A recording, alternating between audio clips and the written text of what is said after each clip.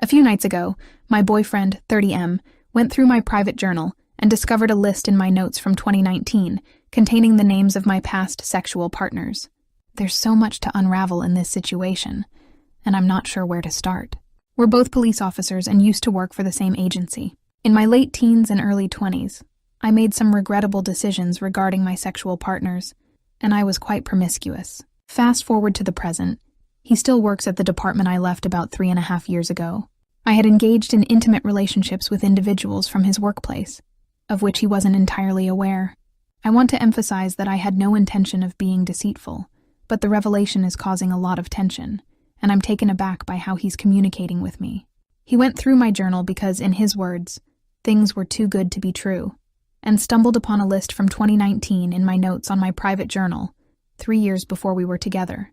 Needless to say, the number is a lot higher than I previously disclosed to him. I can't help but feel like it was a blatant invasion of my privacy. Not using it as an excuse entirely, but I was sexually abused by my uncle from the age of 5, and found myself to be extremely curious sexually at a very young age. I was actively involved with multiple men, struggling to maintain a committed relationship with just one person. It was an easy path for me, given my attractiveness.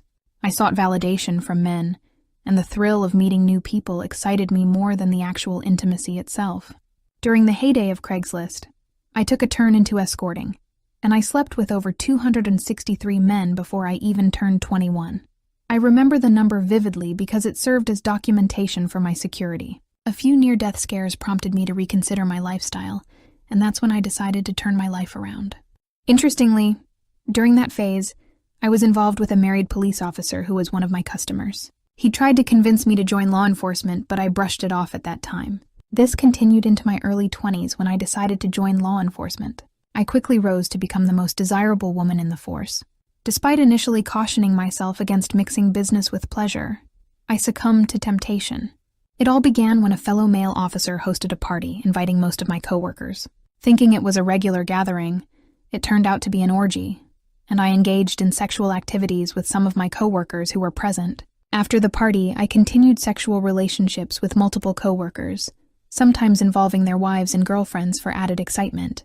However, after about 2 years on the force, jealousy crept in, and the environment became toxic. It reached a point where I had to quit the force and transition into a management position in a security company, seeking a more secure and stable environment for myself. After moving to a new position, I made a conscious decision to turn my life around.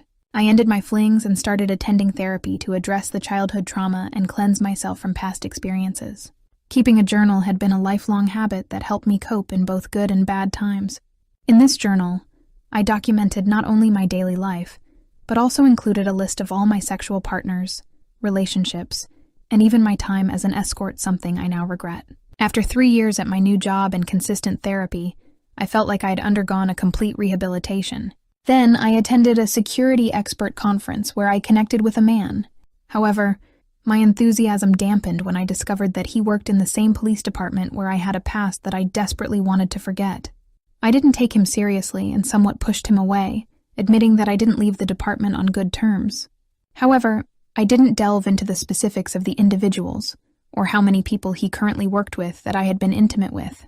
Despite my reservations, he pursued me persistently, and against my better judgment, I decided to entertain him with a date. Initially, I didn't take our connection seriously, but he slowly warmed up to me. I found myself enjoying his company. He was kind, good-looking, and had a solid head on his shoulders. He couldn't believe his luck that I would give him the time of day, eagerly looking forward to introducing me to his family and friends. However, I hesitated, knowing that his friends were aware of my past.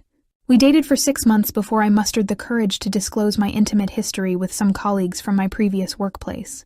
Surprisingly, he didn't want to dwell on it, asserting that my past was my past, and what mattered was our future together.